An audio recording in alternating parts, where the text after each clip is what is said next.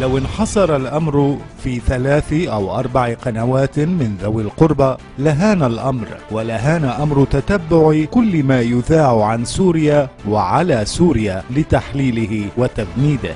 ولكن الأيام توضح أن هناك إجماعا على التحريف وإخفاء أجزاء مفصلية من الحقيقة، لكننا اعتدنا على ذلك.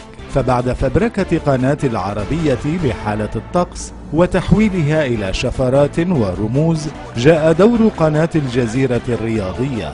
لم تكن إلا خريطة تحرك لمهربي السلاح القادمين من خارج الدولة.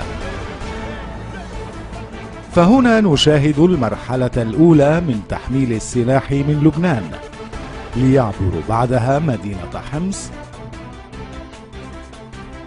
ومن ثم تسليمها إلى إرهابي آخر من منطقة أبو كمال، وبعدها يقطع مسافة طويلة نحو الشمال. ونرى كيف يحذرونهم أيضا بأنهم سيواجهون بعض العراقيل والعقبات وصولا إلى دير الزور، حتى يتم تحريرها عبر حافلة للمنطقة الأخيرة الواقعة في الميادن، لكي يتم تزويد الإرهابيين في السلاح في تلك المناطق.